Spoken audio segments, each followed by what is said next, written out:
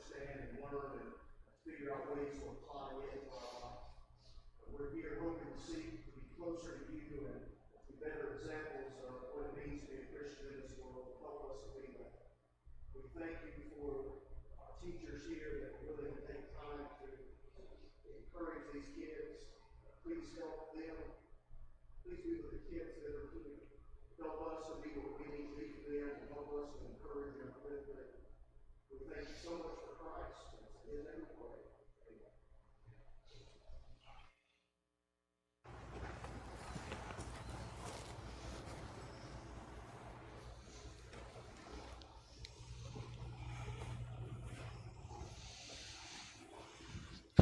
All right, the last night. I don't know about you, but I'm ready for the last night. And we're going to go out in this class with a... I don't even know what to describe it. We've been talking about kind of why we as Christians still deal with various aspects of suffering. I think we could characterize it as suffering in some way. Dealing with challenges in our marriages, dealing with burdens of guilt and weight, dealing with broken relationships. Yes. We talked about that last night. And I hope that kind of as we've gone through some of it, you have seen some of the heart of it is that we're still in a world that is broken, and we're living in that world, and so a part of that is just challenge and struggle, and that's what we're going to kind of move into tonight with kind of a very specific look at. We use the word anxiety and depression because those are kind of the two most prominent things when you think about mental illness or when you talk about mental health, anxiety and depression. But without focusing too much on either one of those in great detail, we want to use them to represent sort of our mental health and more broadly, right? Yes. Tonight's going to bring to a close what we wanted to show in these classes with these topics, how the world is looking at mental health and the struggles, the problems of life, and how that we as the church don't need to follow their narrative, and we don't need to follow their philosophy of how that we can have therapy, how that we can face these mental challenges. And so that's what we've been striving to do for these 4 nights.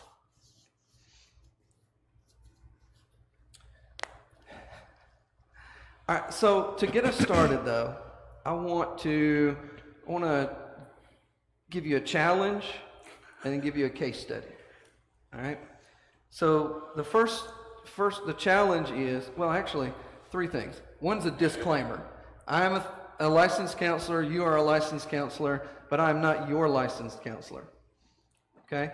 So these are generic things and should not be construed as treatment for your particular challenge or issue. Right? Any similarities are pure coincidence. Secondly, the challenge is I need for you to forget everything that you think you know about mental health and mental illness and just play dumb with me for a minute. Okay? I'm not saying you're dumb. I'm saying play dumb with me for a minute. Okay? So just set those things that you know aside and just approach this with an open mind of curiosity. Right? And then number 3, let's give you a case study. We'll redact the name so that and identifying characteristics so that maybe nobody knows, because we do appreciate HIPAA and privacy and so forth. Adult male. Okay. Comes into an office for treatment. In fact, he doesn't come in of his own free will. Okay. He's brought in. Okay. All right? All right. Because he hasn't been out of the bed in days. Right? He is very clearly, and from what everybody says, really wallowing in self-pity. He's really in a bad spot. He is physically sick. There are physical challenges that are going on with him. He has a history of experiencing loss. Extreme loss. Extreme loss. He has been through natural disaster. Yes. He is on, immediately he is, there's questions about whether he's suicidal, what's his motivation to live, things like that. In fact, he hasn't verbalized what we would say are suicidal ideation, but he has verbalized that he wishes he had never been born and is not sure about why he is still alive, actually. And that's why those are around him want him to come in. Are concerned about him. Yeah. He's not going to work. He's not doing his usual job, his usual routine. He doesn't have a very supportive social circle. Agreed. At the moment. Even though there are a couple of friends who've brought him in, we question how supportive they have been in the whole context. That's being nice. And so when he comes in, this team begins to evaluate based off the modern day narrative surrounding mental health and mental illness and treatment and so forth. They begin looking for a diagnosis. Did you bring you didn't bring your book, did you? I walked out and left it. That was an important prop we were relying on. I know it. The book I'm referring to is the Bible of Psychiatry. It is the DSM, Diagnostic and Statistical Manual of Mental Disorders, currently version 5, revised. TR, yeah. Uh-huh. Yeah. And in it are 300 plus mental disorders, ranging from things like neurodevelopmental disorders, autism, ADHD, to anxiety, depression, PTSD, schizophrenia, bipolar. All of them are in there. It's the 5th and revised edition because, well, they add more every year, right? So anyway, that's what would be open to look at. And the way that the diagnosing works is, so you might think that you would, I don't know, pee in a cup, draw some blood, maybe do a brain scan, maybe you would have an MRI, any number of tests, right? Because we've all been to the doctor at different times and had different tests for them to diagnose and figure out what's going on. But none of that happens with this guy and with the concern about mental illness. Instead, we look in this manual and we think about his cluster of symptoms, right? And so all of those things that I described to you are a cluster of symptoms with impairment in functioning, right? And so we're looking for what cluster of symptoms falls into this whichever category. A cluster, each diagnosis is going to have 7 to 10 items in there, and they're going to say you're going to have 5 out of 7 or 7 out of 10 to have this diagnosis. That's what the cluster means. And so purely based off of this guy's symptoms, reported by him, maybe the friends that brought him. Yes, reported included. Then a clinician is going to look through that book, rule out a couple, say, well, these are this is where it sounds. And so this guy might be diagnosed with severe depression. Absolutely. Major depressive disorder. He might be diagnosed with something like PTSD. if we believe that a lot of this is stemming from previous trauma experiences and unresolved grief and loss and Yes. things like that. Cumulative trauma, for sure. He might be diagnosed with an anxiety disorder because he doesn't want to come out and do anything or be, there'd be some parsing Sure. that out. I don't know, they might even look at some of those psychotic disorders or with psychotic features, depending upon the severity of the way he's talking and things like that. Especially if the way he's talking carries with it some religious themes. Absolutely. The comorbidity list is going to be long. Yeah. And then what are they going to do for this guy after they label him with one of these diagnoses? What are they Hit going him over the head? with what? A ball bat? Might help him. They're going to prescribe him medications. Oh boy. They're going to put him on an antidepressant. Maybe the traditional SSRI, but maybe some of the newer mood regulating stuff. Ooh, real psychotic stuff. They'll probably refer him to like regular ongoing intensive therapy of some kind. Okay, all right. The most common would be cognitive behavioral. Yes. Right? Mm-hmm. Which is about focusing on this triangle of thoughts, feelings, and behavior and how they interact, right? Yes. What I think is how I act, and how I act, how I But behave. really, this guy, he's so deep in this hole of depression that the hope is that maybe the medication helps him enough to Okay. maybe do a little bit of the cognitive behavioral, but we're not really sure what to do with him right away other than do a suicide assessment and A safety safety plan. plan to try to just keep him safe. Yep. And that is the standard model or standard approach to this guy's suffering.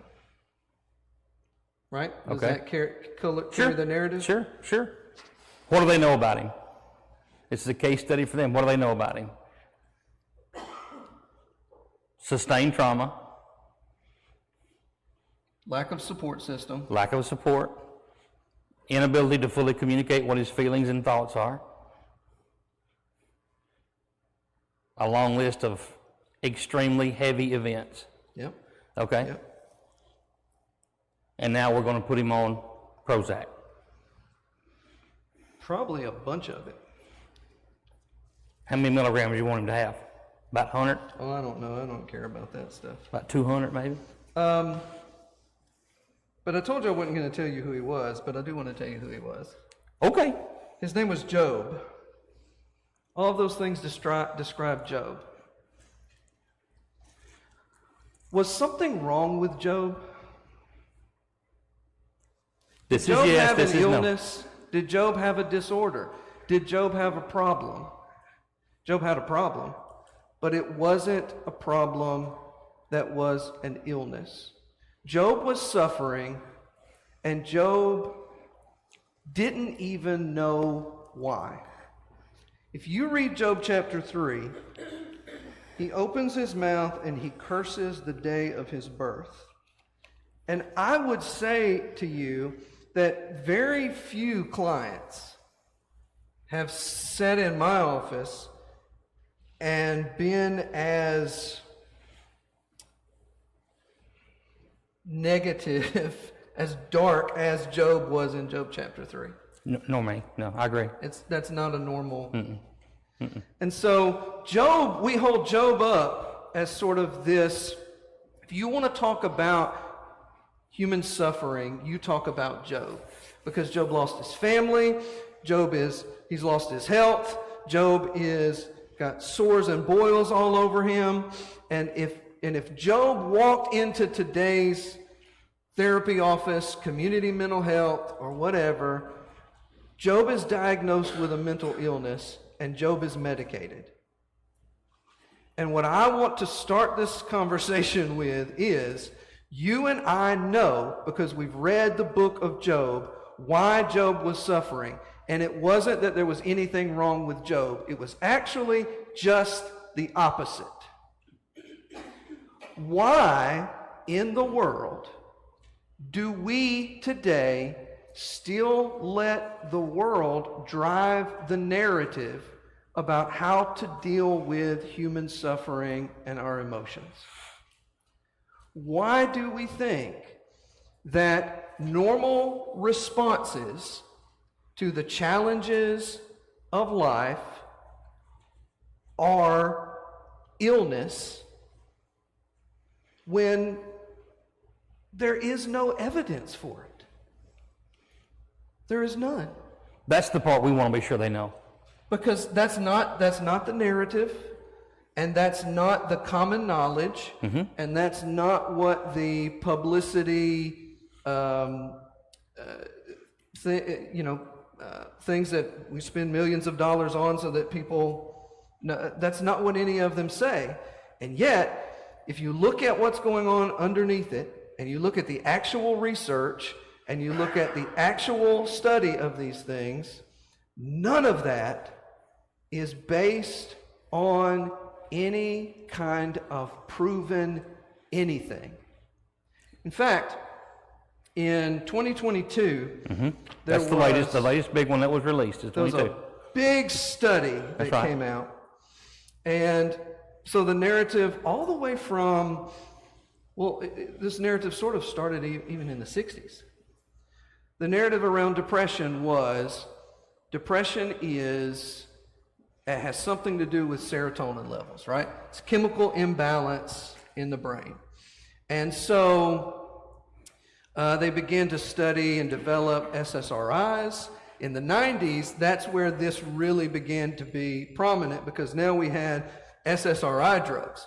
And so the way that SSRIs work is it's a selective serotonin reuptake inhibitor.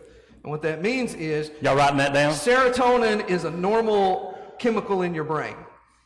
And the theory was that, okay, these people are depressed because there's something wrong with the level of serotonin in the brain. And so we'll give them this reuptake inhibitor, which keeps the protein from breaking down serotonin as quickly as it normally does. The idea was it'll keep serotonin there longer, and that will treat the depression. And that became the popular narrative, and I don't know how many millions of prescriptions have been I forget the numbers. depression. It's high. And it is frequently the case that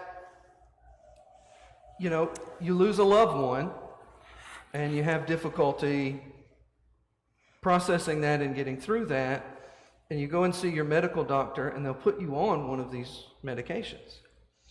Or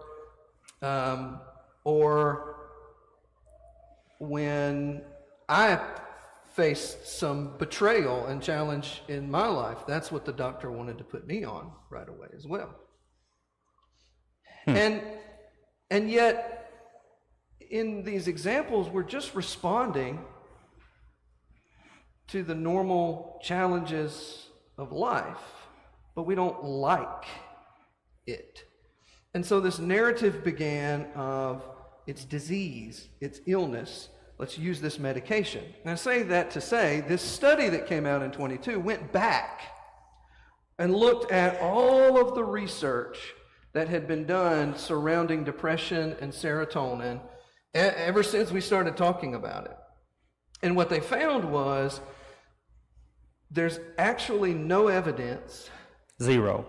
From all of that research over all of that period that serotonin has anything to do with depression or not depression. In fact, they found, one of the surprising things they found was that people that were on SSRIs for long periods of time actually ended up having lower base levels of serotonin. Didn't change the way that they prescribe the pills. No. And to be fair, we are not saying that if you're taking one, don't. We're not giving that advice. We're not saying that these medications might not be, they might be helpful to some at some point. But what we're saying is the overall narrative has been a lie, and they knew it. Okay? I sound like a crazy conspiracy nut job, but I'm telling you, and I will show you the research if you don't believe me. Because what happened when this paper came out, a couple of things. What happened when this paper came out, a bunch of people said, that has been my experience with these medications. I'm done with them. Yes. Other people said, but this can't be true because this would mean that I have to find some other thing to accredit my depression to. And isn't that what the Bible shows us with Job? But there is also no other credible alternative. That's right. That is offered either. And then there were some others, the psychiatric world especially, said, and this was really interesting, they didn't, actually, some of them didn't even address it. Like if we just ignore it, it'll go away. Yeah, they couldn't address right? it. And then, but those who did respond to it were sort of like, yeah, well, we never actually said that was the cause. We didn't actually say that or perpetrate that. So it was like, all you fools just believed that. They didn't take we any didn't responsibility. actually, because none of the studies, right? You go back to the 80s, the 90s, you go back through all of those studies, and it has always been the case, we've known this for forever, that antidepressants are only like 0.2 on a scale of 50 more effective than a placebo drug. Yes. Sugar pill. Which means it's all in their head. Because that's not even in the variation of, that's in the variation of, in that kind of research, that's in the variation of insignificant. Yeah, the plus or minus. Yeah. And I mean, that's been known. We were taught that when we went through school. We knew that. Everybody knew that. But that's the go-to thing. And then what we've done is we take that psychiatric Bible and we pathologize every emotion. Okay? Okay. Right? So, your spouse cheats on you and leaves you, and it takes you, it really sets you back emotionally, and you have trouble going to work, and you struggle to put your life back together. Here's a pill. Well, here's a diagnosis, and here's a pill. Oh. You're going to call me crazy first, then you're going to give me a pill. But who gets to say that you're supposed to bounce back from that in 3 months right away? Who's to say what the normal processing of that is supposed to look like? And so what we have done is we have pathologized normal responses to human suffering. And I'm not saying that the suffering isn't real. I'm saying it matters how you label it. It matters what you call it. It matters the words we use to describe it. Because if it is all illness, then it is chronic, and you just have to suffer through live with it. And that is the medical model. That's the medical model. Now, I want to show you how that happened in some way.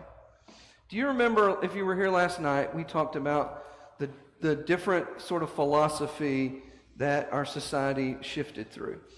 The influence of Christianity on Western thought, and then the move to kind of modernism, which modernism focused on truth is from reason and from science, and this emphasis was put on science. Well, in that period of modernism, which happens to describe this period through which this developed, the emphasis was on science, and materialism. Because the idea was, right, what can you taste, touch, see, measure, look at in a test tube? Mm-hmm. Only material, right? And yet we know that people have consciousness and people have a mind. But the modernists said, all that exists is material. And so if there is an emotional problem, it has to be a brain problem. Okay. Right? Because the only thing that I can poke, prod, scan, test is the physical brain. Yes, Right? that's all they could study. And so evolutionary biology said that everything is rooted in the biology. Everything is rooted in the chemical. Everything is rooted in the physical. Everything is rooted in the material. Everything is about the brain. And they took that and ran with that. See, it was an assumption. It was assumption that all of these things were problems in the brain. And they talked as though at some point we will prove, we'll know the mechanisms. Because after all, there is nothing else but the brain. And so we will be able to idea what they're doing, no idea what they're talking about, and it's way more complicated than they ever expected it to be. And in fact, neuroscience has led now to people how there is no, there is this, it's not really even true to think about. And even if they would acknowledge that something else exists, they can't study it or evaluate it because only science can tell you what's true. All right? Now, that's the underlying model behind it. So you move to postmodernism, which has taken a hold in a lot of modern therapy rooms. And it's really interesting because feelings drive everything, and there's no productivity there in addressing anything, and so it's just perpetuated. But the reason why this language matters is, again, if you are I am depressed, and you believe that that is the same thing as I have cancer, I have the flu, I have, right? Then it limits or dictates or drives how you're going to respond to it. Yes. And if it is a chronic thing, then you may just take the pill, maybe feel a little bit better, because, I mean, it is a drug, so, but also, by the way, we didn't take the time to study, even though we've been using them since the 90s, we didn't take the time to study what the long-term effects were either. They don't want you to know that. Now we're finding that there are people that come off of these drugs and they have long-term anxiety issues because of the drugs, or they have long-term sexual dysfunction because of the drugs. But nobody studied any of that stuff. And so all of that is just a bunch of information to say, why do we accept the world's explanation of these things when we know that the world's approach to is driven by evolutionary theory, evolutionary biology, modernism? We know all of this. And yet we just sort of accept the popular narrative and we don't look to challenge it. Hopefully you can hear in some of this technical information My frustration? that there's an option, that the data does not support the medical model. The data does not support psychotic medications. It does not support the risk of what's going on. In fact, the numbing effects of psychotic drugs. Now, we're not saying that there's not 1% or 5% of cases where there's something wrong. We're not saying that. We're not saying it's zero. there may be uses for them, albeit we agree they're temporary.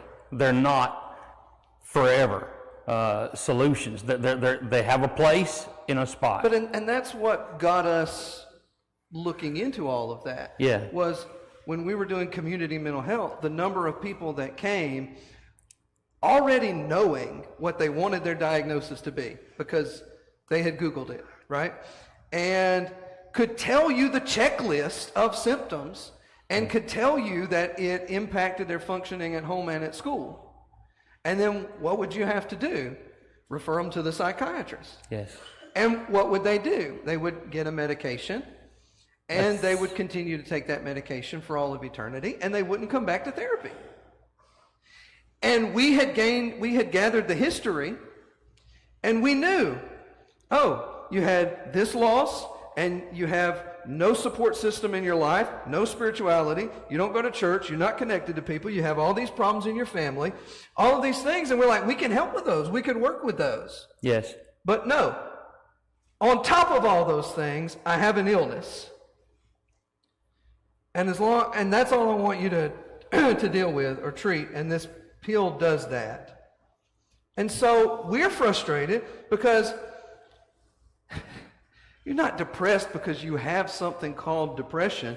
You are depressed because your life is miserable and you won't do anything to fix it.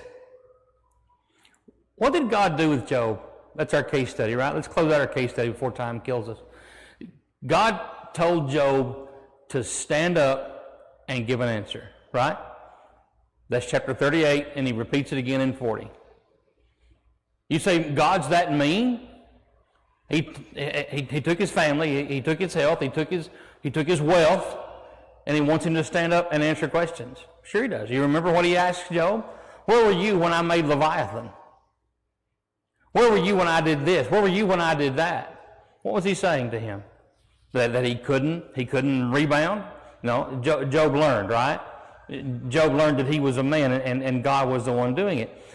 And God didn't stop there when he taught us how to deal with this stuff. God did not leave us there to languish.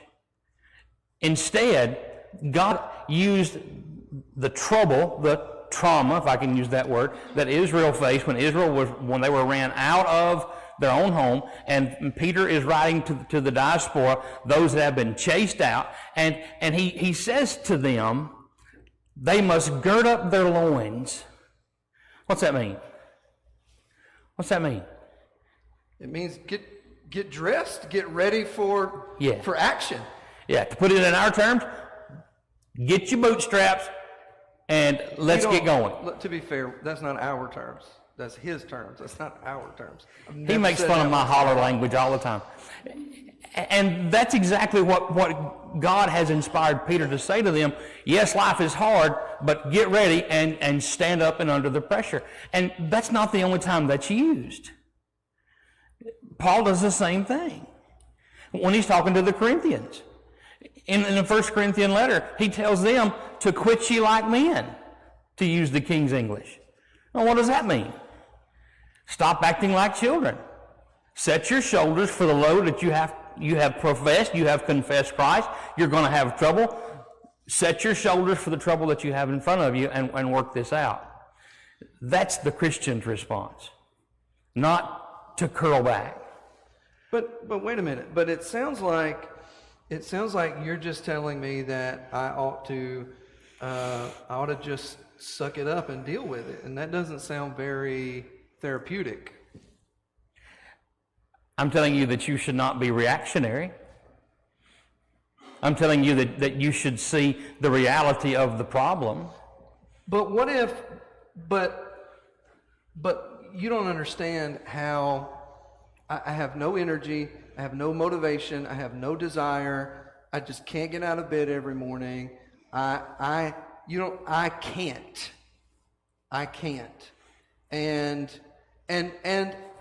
my life really isn't all that miserable, like compared to Job's. Like, there's no good reason why I'm suffering. Okay. So are you going to see what the reality is? When we find ourselves in those low moments, in those depressed moments, do we all have them? Sure. Have we all experienced loss of some sort, all in different degrees? Yes. Does that change the reality? Does the way you feel change the reality of the next day? No. The sun's going to come up whether you like it or not. Whether we all like it or not. And so we cannot react to the negativity and let that affect us. Instead, we have to address the reality. But the negativity is just welling up inside of me. Yes, it is. Like it's not, it's like it's just there. It's just there. I'm not thinking a certain way, or it's like it's welling up inside of me. And here's the difficult part then. Somebody has to help each individual find the courage within themselves to identify what area is causing that. And what area am I talking about? What area of your life is causing that? What are you going to do next? Because every time we experience something bad, every time we experience loss, we have fear. We have the unknown. And we all have different levels of priority for the things that are in our lives.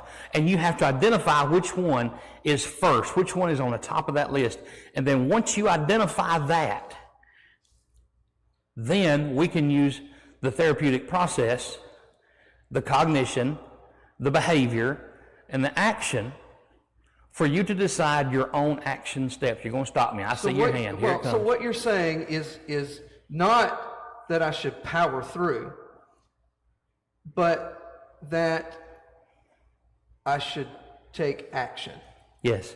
So it's not about like willpower, like stop being depressed. Like that's not what we're saying at all. Yeah, we're not saying Bob Newhart's a good counselor. But what we are, they don't know that reference. Yeah, they do. No, they don't. We should have played that clip. We should have played the clip. But what we are saying is, if you buy the typical narrative, then you are a victim of your emotions. And that is hogwash. That's garbage. That's ridiculous. And so instead of the language of I'm depressed, I'm anxious. You see how that is? It's my identity. It's who I am. Why not say, you know what, Kip, today I'm noticing that I feel depressed. Or even, I really like this, I'm depressing. Okay. It's an action verb. It is. Because if I view it that way, then it is an emotion, and maybe I don't even know why I'm feeling it, but it's not who I am. Right. It's my state at the moment. That's the key, at that moment. And I can take action in how I, like you sorting out, well, why am I feeling that way? Or even if I can't figure out why I'm feeling that way, because sometimes we don't need answers to our questions, sometimes we need new questions.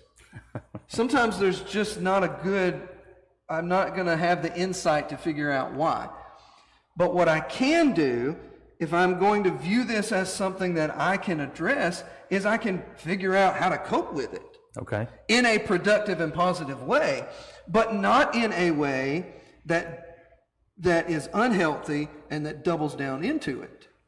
Okay. And perpetuates it. And what I'm suggesting is that the popular narrative is making people worse, not better. Okay. How many people ever come off of these medications? They don't like it. They end up on them long term. Mm-hmm. And there's a numbingness that happens. And even increase the dosage. And so they're not going to rehash all the stuff they've been through and all the problems if they can get numb enough to not have to feel it. Yeah. But being numb is not a fix. As those that are spiritual family members one to another. All right, number one. Is there anybody in here that likes to evaluate themselves? Yeah, that's what I thought. Right? Even though we have to self-examine ourselves every first day of the week when we partake of the Lord's Supper. But that's me looking at me, right? That's Kip looking at Kip and you looking at you.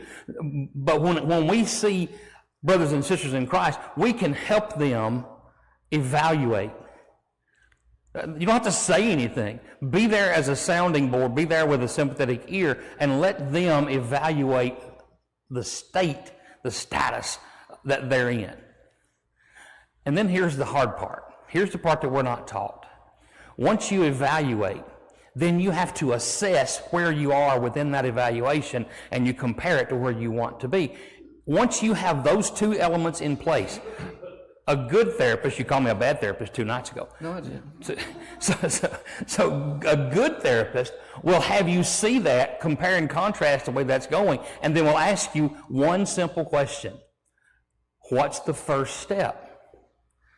A good therapist doesn't tell you. We don't advise. I don't know everything about my clients, but I can help them come up with their own. And as Christians, you can do that. You can help them begin the evaluation and begin the assessment. And then if it's severe or not found in those that we would consider on the low end of the economy, the lower class, most of them are in the upper crust of the world. Affluency. But They have to face reality. they have to survive. And so I heard this story. I'll close with this. Okay, good. I heard this story. A medical team goes on a trip, medical mission trip, third world country. They're talking to the people about antidepressants. Those people go, "Oh, we have that. We have that." And so the medical team is thinking that they're going to be introduced to some kind of herbal medication, some kind of ancient remedy that's been used. We're going to make some money. But they tell them this story about this guy who, in his work, he lost both of his legs. Okay. He ended up with, they ended up saving his life, and he ended up with 2 prosthetic legs. Okay. And he ends up going back to the work that he had before, but he struggles to do it. He's in pain. One day, he just doesn't leave home. He just stays in bed. That happens for a week. He starts deteriorating further and further. Clearly, it is what the Western world would describe as he's in a severe depression, right? And this third world, the people in the third world country said, we got together and we said, we need to help this guy. What can we do? And somebody said, let's buy him a cow.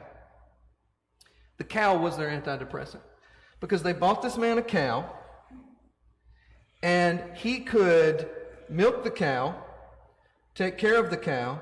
He could sell the milk, so he's providing for himself. He couldn't do the work he was doing previously, and so he felt useless.